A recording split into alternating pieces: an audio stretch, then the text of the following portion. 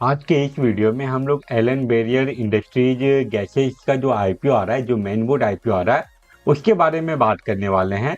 आगे इस वीडियो में हम लोग ये कंपनी के बारे में इन डिटेल एनालिसिस करेंगे कि ये कंपनी क्या काम करती है।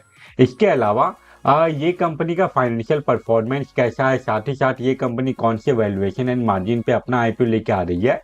ओवरऑल ये IPO short term and long term में कैसा परफॉर्म कर सकती है, ये सारे टॉपिक के ऊपर बात करेंगे। तो वीडियो आप लोगों के लिए काफी ज्यादा इंपॉर्टेंट होने वाला है, तो वीडियो को एंड तक जरूर देखिएगा।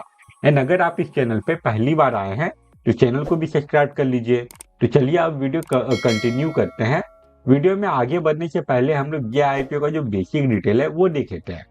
तो ये आईपीओ का जो टोटल इशू साइज है वो 852.53 करोड़ का है, जिसमें कि 452.53 करोड़ ऑफर फॉर सेल है। इसके अलावा जो बाकी का 400 करोड़ रिमेनिंग बचा वो हम लोगों को फ्रेश इशू देखने को मिल जाता है। वहीं बात करें ये आईपीओ के इशू प्राइस के बारे में, मतलब कि जो इसका अपर कट ऑफ है उसके बारे में, तो वो हम लोगों को 400 रुपीज पर शेयर का देखने को मिल रहा है। एंड ये आईपीओ के एक लॉट में आप लोगों को 37 शेयर मिलेगा।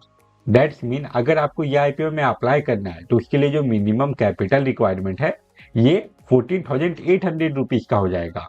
इस आईपीओ का जो फेस वैल्यू रखा गया है वो 2 रुपीज पर शेयर है। एंड रिटेल इन्वेस्टर लोगों के लिए ये आईपीओ में 35% का शेयर रिजर्व है। अब अगर ये आईपीओ की इंपॉर्टेंट डेट के बारे में बात करें तो 24 जून को इस आईपीओ का बिडिंग ओपन होगा एंड 26 जून तक आप इस आईपीओ में अप्लाई कर पाएंगे।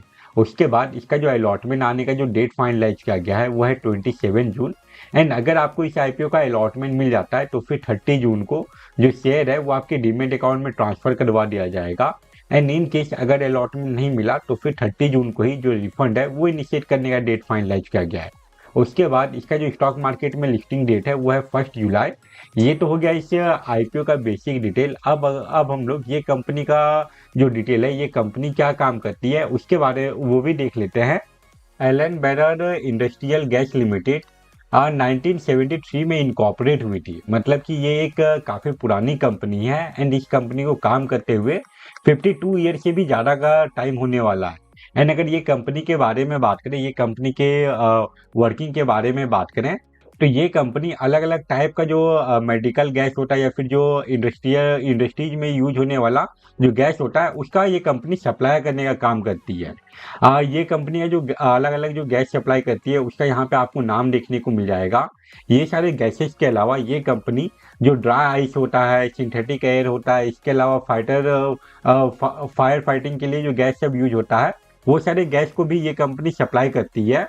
अभी आगे मैं आप लोगों को ये कंपनी के द्वारा जो भी गैसेस अलग अलग इंडस्ट्रीज में सप्लाई किया जाता है उसके बारे में और भी बताने वाला हूँ। एंड यहाँ पे आपको इस कंपनी का जो भी सर्विस है वो देखने को मिल जाएगा। एंड ये कंपनी अपने कस्टमर को 3 अलग अलग कैटेगरी में बांट के रखी है। आपको सबसे ऊपर बल्क कस्टमर देखने को मिल जाएगा। जो यहाँ पे बल्क कस्टमर है उनके लिए जो गैसेज जो प्रोवाइड किया जाता है वो आपको टैंकर से प्रोवाइड किया जाता है। इसके अलावा जो पैकेज कस्टमर है वो छोटे छोटे सिलेंडर में अपना जो कंप्रेस गैस है वो रिसीव करते हैं। इसके अलावा ये कंपनी ने अपना कस्टमर बेस में से एक ऑन साइट कस्टमर को भी अलग कैटेगरी दे के रखा है। ये वैसे कस्टमर है जिनको कि गैस का जरूरत ऑपरेशनल या फिर मेंटेनेंस सर्विस के लिए चाहिए। एंड यहाँ पे ये डिटेल दिया गया है कि ये कंपनी का जो गैस है वो कौन कौन से सेक्टर में यूज में आता है। तो यहाँ पे आपको स्टील इंडस्ट्रीज देखने को मिल जाएगा, फार्मास्यूटिकल एंड केमिकल इंडस्ट्रीज देखने को मिल जाएगा, हेल्थ केयर इंडस्ट्रीज देखने को मिल रहा है। इसके अलावा इंजीनियरिंग एंड इंफ्रास्ट्रक्चर वाले जो इंडस्ट्रीज है उसमें भी ये कंपनी अपना गैस प्रोवाइड करती है। नीचे अगर और देखें तो यहाँ पे हम लोगों को रेलवे, एविएशन एंड स्पेस देखने को मिल रहा है। इसके अलावा लास्ट में आपको पेट्रोकेमिकल एंड डिफेंस सेक्टर भी देखने को मिल रहा है। डिफेंस सेक्टर में इस कंपनी का जो कस्टमर है वो हम लोगों को हिंदुस्तान शिपयार्ड लिमिटेड देखने को मिल रहा है। कौन सी इंडस्ट्रीज में कौन कौन सा कंपनी इसका क्लाइंट है उसका भी यहाँ पे डिटेल दिया गया है। आप अगर चाहें तो इसको भी इन डिटेल पढ़ सकते हैं। अब हम लोग ये देख लेते हैं कि ये कंपनी जो आईपीओ लेके आ रही है उसके पीछे का ऑब्जेक्टिव क्या है, आईपीओ से जो पैसा मिलने वाला है ये कंपनी को उसका ये क्या यूज करने वाली है। तो सबसे पहले आपको ये कंपनी 210 करोड़ रुपीस का यूज करेगी अपने लोन का रीपेमेंट एंड प्रीपेमेंट करने के लिए। इसके अलावा ये कंपनी एक एयर सेपरेशन यूनिट लगाने वाली है। जिसके लिए ये कंपनी 104.50 करोड़ रुपीस का यूज करेगी। ये सारे डिटेल के बाद अब हम लोग ये कंपनी का जो प्रोडक्ट है उसके बारे में थोड़ा और डिटेल में बात कर लेते हैं। यहाँ पे ये डिटेल दिया गया है कि कौन से इंडस्ट्रीज में कौन सा गैस यूज में आता है एंड वो इंडस्ट्रीज में उस गैस का क्या यूज है, ये सारा डिटेल दिया गया है। अगर हम लोग इसको यहाँ पे स्क्रॉल डाउन करें तो हर एक इंडस्ट्रीज के बारे में आपको यहाँ पे डिटेल देखने को मिल जाएगा। वहीं अब अगर हम लोग ये देखें कि ये कंपनी को जो रेवेन्यू मिलता है वो कौन सी इंडस्ट्री से कितने % का रेवेन्यू जनरेट करती है, तो सबसे ज़्यादा परसेंटेज आपको देखने को मिल जाएगा स्टील इंडस्ट्रीज से। ये इंडस्ट्रीज से ये कंपनी का 67% से भी ज़्यादा का रेवेन्यू जनरेट होता है। उसके बाद सेकंड में आपको देखने को मिल जाएगा इंजीनियरिंग एंड इंफ्रास्ट्रक्चर वाला इंडस्ट्री। उससे ये कंपनी का जो रेवेन्यू परसेंटेज है वो आपको 17 से लेके 18% के आसपास का देखने को मिलेगा। एंड हेल्थ केयर वाला जो इंडस्ट्रीज है उससे 13.69% का रेवेन्यू ये कंपनी जनरेट करती है। अगर हम लोग ये तीनों इंडस्ट्रीज का जो रेवेन्यू परसेंटेज है वो अगर हम लोग मिला दें तो ओवरऑल जो रेवेन्यू परसेंटेज है वो हम लोगों को 99% से भी ज़्यादा का देखने को मिलेगा। तो हम लोग यहाँ पे बोल सकते हैं कि ये कंपनी का जो लगभग जो सारा रेवेन्यू आता है वो steel industries, health care industries and engineer and जो इंफ्रास्ट्रक्चर वाला जो इंडस्ट्रीज है बस यही तीन ही इंडस्ट्रीज से ये कंपनी का 99% से ज़्यादा का रेवेन्यू जनरेट होकर आता है। ये डाटा है 2025 का, बट अगर 2023 का अगर हम लोग डाटा देखें तो उसमें ये जो परसेंटेज है ये आपको टोटली डिफरेंट देखने को मिलेगा। यहाँ पे 2023 में ये कंपनी ने डिफेंस इंडस्ट्री से 14% से भी ज़्यादा का रेवेन्यू जनरेट किया था, जो कि 2025 का अगर परसेंटेज देखें तो उसमें ये परसेंटेज सिर्फ और सिर्फ 0.12% का ही है। अब अगर हम लोग ये कंपनी का फाइनेंशियल परफॉर्मेंस देखें तो यहाँ पे जो डाटा दिया गया है वो फाइनेंशियल ईयर 2023 से लेके फाइनेंशियल ईयर 2025 का डाटा है। एंड ये कंपनी का जो रेवेन्यू है वो 2023 में 205 करोड़ का था, जो कि लगातार इंक्रीज होके अभी 312 करोड़ तक पहुंच चुका है।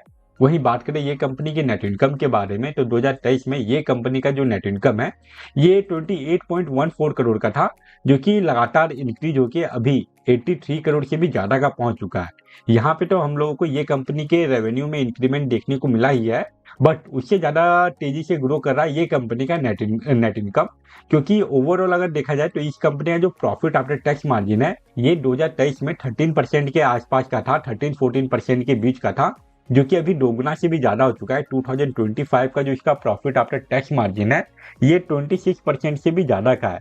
दैट्स वाई ये कंपनी का जो रेवेन्यू है वो उतना स्पीड से ग्रो नहीं किया है, फिर भी इस कंपनी के नेट इनकम में हम लोगों को कमाल का ग्रोथ देखने को मिल रहा है। एंड अगर ये कंपनी अपना ग्रोथ को ऐसे ही मेंटेन रखती है तो नो डाउट लॉन्ग टर्म में ये कंपनी आपको काफ़ी अच्छा रिटर्न बना के दे सकती है। वहीं अब अगर बात करें ये कंपनी के वैल्यूएशन एंड मार्जिन के बारे में तो इसका जो ईपीएस है वो आपको 5.91 का देखने को मिलेगा। एंड जो पी रेशियो है आईपीओ आने के बाद वो आप लोगों को 64 से लेके 68 के बीच का देखने को मिलेगा। तो यहाँ पे जो ईपीएस एंड जो पी रेशियो है उसमें काफ़ी बड़ा गैप है। अब अगर बात करें ये कंपनी के RONW परसेंटेज के बारे में तो वो 25% के अराउंड है। एंड जो ROCE परसेंटेज है वो 13.71% का है। ये कंपनी का जो इब्डा परसेंटेज है वो 35 से भी ज़्यादा का है। And debt to equity ratio के बारे में बात करें तो वो 0.32 का है। एंड आईपीओ आने के बाद ये कंपनी अपना लोन का रीपेमेंट एंड प्रीपेमेंट करेगी, तो चांसेस है कि उसके बाद इस कंपनी का जो डेट टू इक्विटी रेशियो है उसमें आपको और गिरावट देखने को मिले। ओवरऑल इस कंपनी के वैल्यूएशन एंड मार्जिन में सिर्फ हम लोगों को इसका जो पी रेशियो है वही थोड़ा सा ज़्यादा लग रहा है। इसके अलावा यहाँ पे भी कोई भी नेगेटिव पॉइंट नहीं है। अभी तक ये कंपनी का हम लोग जितना भी डाटा देखे, चाहे वो इसका फाइनेंशियल रिपोर्ट हो या फिर वैल्यूएशन एंड मार्जिन हो, वो सब को देखते हुए ये आईपीओ लॉन्ग टर्म में इन्वेस्टिंग करने के लिए एक सूटेबल ऑप्शन है। वहीं बात करें शॉर्ट टर्म के बारे में, मतलब कि लिस्टिंग गेन के बारे में, तो उसके लिए सबसे ज़्यादा इंपॉर्टेंट हो जाता है इस आईपीओ का जीएमपी। एंड फिलहाल इस आईपीओ का जीएमपी 0 रुपीज़ का है। एंड अगर सडनली इस आईपीओ के जीएमपी में कोई इंक्रीमेंट आता है या फिर ये आईपीओ के रिगार्डिंग कोई और मेजर न्यूज या फिर अपडेट आता है, तभी मैं इसके ऊपर और एक अपडेटेड वीडियो बना के अपलोड कर दूंगा। तो वो सारे वीडियो को देखने के लिए आप चैनल को भी सब्सक्राइब कर लीजिए। एंड अगर आपको किसी और आईपीओ के बारे में जानकारी चाहिए जो कि अभी लाइव है या फिर जो अपकमिंग आईपीओ है, तो वो सारे टॉपिक के ऊपर चैनल पे ऑलरेडी एक डिटेल वीडियो अपलोडेड होगा। आप अगर चाहें तो उसको भी चेकआउट कर सकते हैं। फिलहाल इस वीडियो को हम लोग यहीं पे एंड करते हैं। Thank you for watching this video.